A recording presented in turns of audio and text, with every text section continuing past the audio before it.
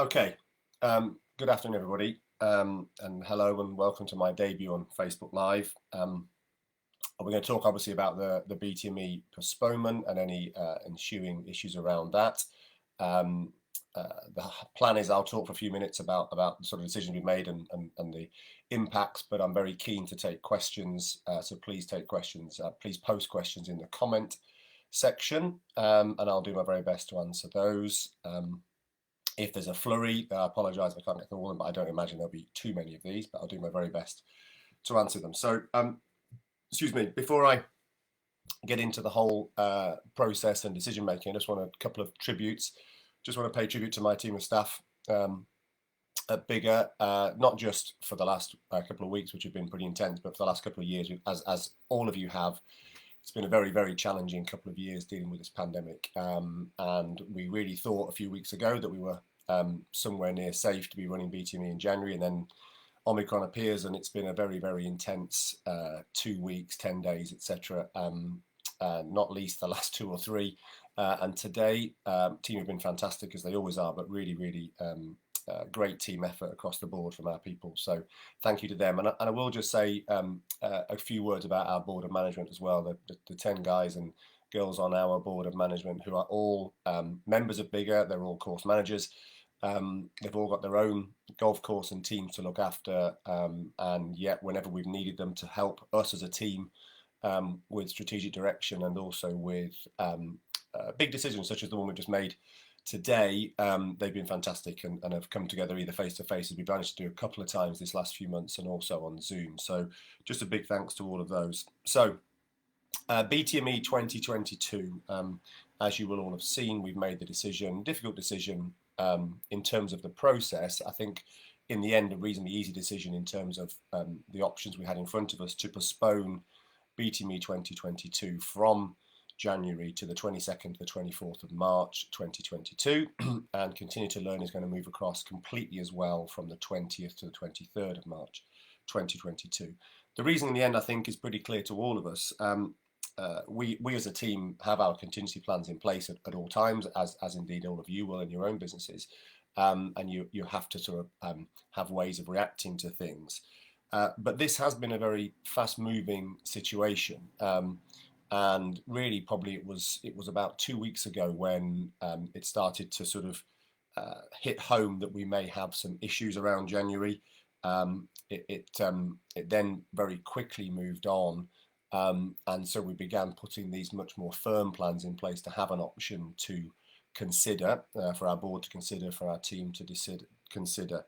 And then we had to sort of wait and see whether that option was feasible, and also what direction things went in terms of the virus. And I think anybody that's seen the various announcements over the last few days, record infections, etc., and if you listen to Chris Whitty in the press conference of the day, he made it pretty clear that things are going to get worse before they get better, that this is a wave, and waves are finite. It will go up and then it will come back down, and it felt to us that BTME in January was going to be right in that, and was becoming increasingly untenable. And so we began the sort of the firm plan to put this in place just over a week ago, I would say. By I think Tuesday this week, we hadn't had a single inquiry into our team about BTME January and any concern.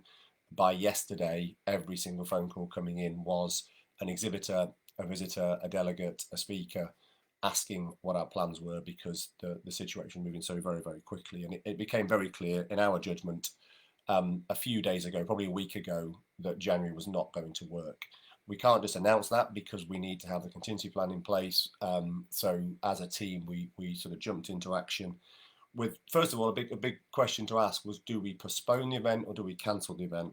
Neither are perfect, both bring challenges. I think it's fair to say that a postponement it feels nicer, but we had to really sense check whether that was the right decision, or whether we were just being emotional and just wanted to get BTME to carry on. But we did quite a lot of research over the last week, spoke to a lot of visitors, spoke to a lot of exhibitors, and the overwhelming feeling was people want BTME to happen if it can. People are so keen to come back and get together in Harrogate, get together with exhibitors, get together with educators, get together with each other, socialise, network, and do business. And so it became our priority to try and find a viable postponement solution. We can't predict whether March is going to be fine.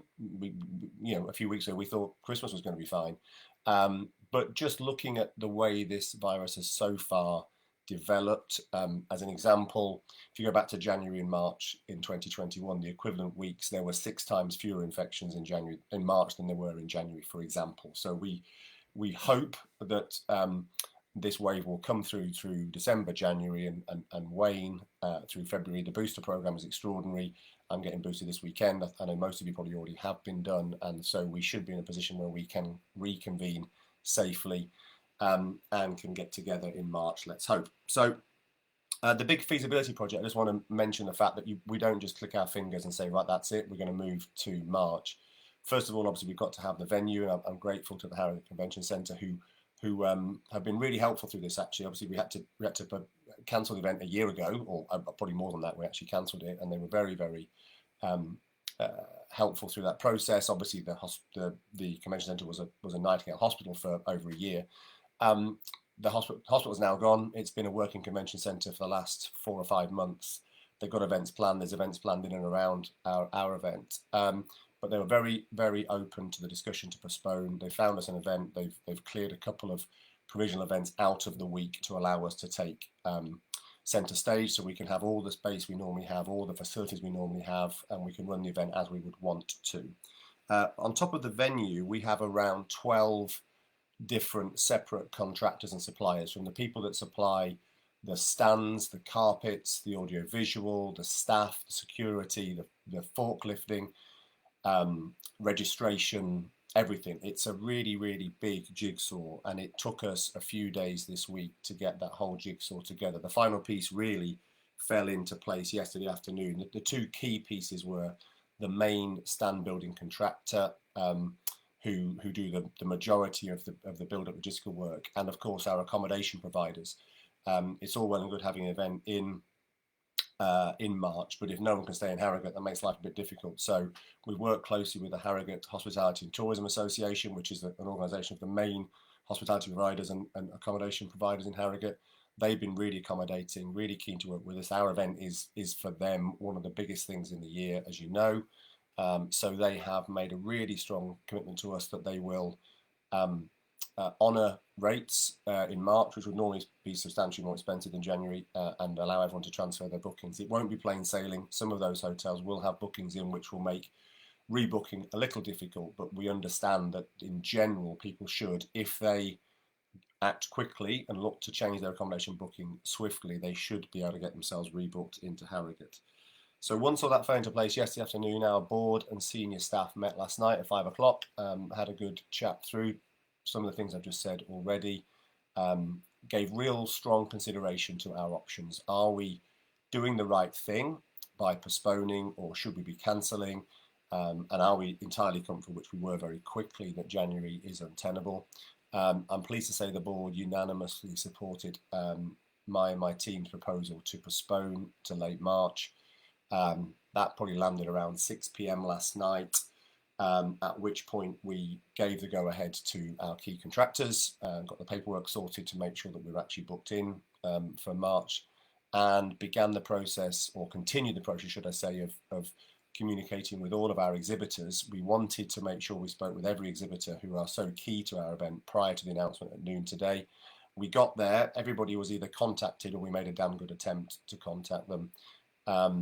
And so we were happy to make the announcement at noon, 2 hours ago, and then the trauma of putting together a Facebook Live video or experience so that we can answer any sort of key questions. We obviously hope March will go ahead. Our plan is to simply totally transplant the January event to the March event. So we've spoken to all of our speakers and educators. The conference and classes are moving en bloc from Sunday to Wednesday in January to Sunday to Wednesday in March. If you are booked onto a class or the conference, that booking is taken over. If, unfortunately, you can't make it in March, you will be entitled to a full refund. Please just let us know as soon as possible. Every delegate will get an email from us explaining that and giving them their options. We're hoping that all of our exhibitors are going to just transfer straight across. Nobody that we've spoken to yet has said this is a major problem. I'm sure there will be an issue somewhere for somebody, but also me as an optimist perhaps thinks that those extra couple of months might give time for one or two companies that weren't sure about January to decide that they're actually more comfortable attending in March. We've got probably 2, 3, 4 sort of decent industry names that aren't currently on our floor plan that I know are keen to attend but are waiting to make sure it's the right thing. So let's hope that this period of time gives them the opportunity to join in as well, so that if and when we have a successful BTME in March, it's everybody at the party. Anybody who has registered does not need to re-register. Your registration is current, and so your registration remains open. The dates have changed, but registration is still the same. We'll still continue to promote registration between now and March. And as I say earlier, the key thing I think is going to be making sure that if you have accommodation booked, or if actually you intend to have something you haven't got it booked, please act swiftly with your hotel provider, your accommodation provider, because I know that this weekend is a bit of a deadline date for some of the bookings that people have made in terms of cancellations and changes. As things stand, I don't see any questions in the comments, but lots of very nice messages. Thank you very much. Hello to everyone that said hello, and thank you to those that have supported our decision. I have to say, it's been quite an inspiring experience the last few days, both in terms of the response of our team and our members in helping us get this over the line, but also the response we've had from our exhibitor base and from everyone that's heard about the decision. I've had umpteen texts and emails and phone calls, and I know that the rest of my team who've been phoning people have also been commended for the decision and for the communication that we've tried to put in place. So it wasn't the decision we wanted to make, but in the end it was a decision that we felt we not just had to make, but was the right thing to do for everybody's safety, particularly the visitors, and of course my own staff, who remain my first priority. So does anybody have any questions, or would you like me to make some up? I'm trying to think of any issues that we haven't covered that need to be added to this particular session. I'll wait a few seconds. Merry Christmas, Bruce, to Bruce Williams, who's just wished us Merry Christmas from over in the States.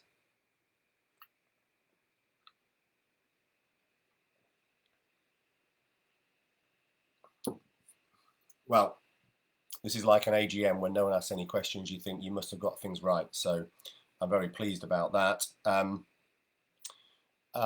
I guess the final thing to talk about then is what happens over the next few weeks. Obviously, I hope everyone has a fantastic Christmas. We're always open all the way up to Christmas Eve, so we're flat out for next week, and we'll be continuing to monitor all the situation and continue to put our plans in place and communicate with everybody who is involved in BTME. Naturally, we have to keep a very close eye on the virus and its development. We will be doing that, and we'll be taking advice from those that know significantly more about it than I do and our team does. We're obviously very, very hopeful that everything flattens out and we can have, as positive an experience as, for example, Soltex was just a couple of months ago at the NEC, which I'll commend the GMA. They put on an excellent event, and it was good. It was normal, or as close to normal as could be, and it worked really well. That's our hope, that we can do the same again. But we will ensure that if there are any signs that we're not able to deliver the BTME experience to everybody involved in a safe way, then we will revert to whatever that will be by then. Plan C. We're probably on Plan C already. Plan D potentially. We have got thoughts on anything on our other options. At the moment, we're very focused on delivering this one, but if we need to delay further or cancel, that will obviously be part of our thinking. A couple of questions in the comments. I think I may have missed one. Has there been any discussion about the Bernard delegation to San Diego? Good question, John Kiger. You'll no doubt won't be surprised to hear that the 10 delegates are currently very keen to know about the delegation to San Diego. As things stand, the GCSA are still planning to run their event in San Diego in the second week of February. so far, events are going along currently fine in America. There is a mask mandate in California currently, but it's due to be lifted on the 15th of January. So our fingers are crossed that the GCSAA conference and show, the new name for GIS, is a success in February, and that our 10 excellent delegates have the chance to go and attend. That's currently still the plan. It's a shame that we won't be able to get those guys together in Harrogate 2 weeks earlier as is traditional, but we'll get them together, let's hope, in March instead. There is then a question about the continue to learn days. Yes, if you've booked for a Monday in January, it'll be Monday in March. Absolutely right. Matt Plested. Interesting question, Matt, about Matt Plested has asked, with coronavirus being like influenza and therefore seasonal, does it make sense to make this a more permanent date within the calendar? It's certainly a consideration, Matt. You know, we do not know what the world looks like in future. I keep sort of accidentally saying post-coronavirus, but yet my understanding is we may never be post-coronavirus. I think it's here to stay, but hopefully its impact will wane. You could be right. It could be that the right time for an event like ours is later in the year. I think our view would be that it certainly needs to be within the off-season, and it needs to be at a time that makes sense for our exhibitors. Our exhibitors like January a lot because it's a brilliant time for them to engage with you, the visitor, and then still have time, if need be, to come and do demonstrations or whatever is in before the season commences. So our challenge is making sure that we're able to create a long enough window between our exhibition and the season beginning so that it's a worthwhile experience for our exhibitors. They've been hugely supportive. We'll consult with them for definite if we decide to consider changing the date for 2023 onwards. I think that's all the questions. I think the rest is all just very nice comments, which I'm very, very grateful for. I know our team are grateful for that also. I'm just checking on the WhatsApp because I've been getting prompted by various staff members to make sure that I cover everything. I think that is it, unless there are any late questions. I believe the plan is to trim this video down to avoid the waffle at either end and probably post it somewhere on our social media or even our website. So if you've thoroughly enjoyed it and want to rewatch it, then for goodness sake, have a word with yourself, but then also come back to our Facebook in future and equally pass on to anybody that if they want answers from us, please give us a shout. And I think my final message before I press the big red button in the bottom left-hand corner of my screen is to say that thank you to everybody for your support and kind words over the last few days and indeed over the last couple of years. Our membership is hugely important to us, and we feel incredibly supported by you. So thank you very much. And to say that if you have any questions about BTME moving and its impact on you, please contact our team. I know that the phones have been off the hook today, yesterday, and probably that will continue. So if you don't get through straight away, just send us a message. You can use our new WhatsApp facility, and we will get back to you as soon as we can. So if this is, as I potentially hope, the final time I'm doing Facebook Live this year, certainly, may I wish everybody listening a very Merry Christmas, and let's hope that 2022 is a better year and that we see you all in March. Thank you very, very much.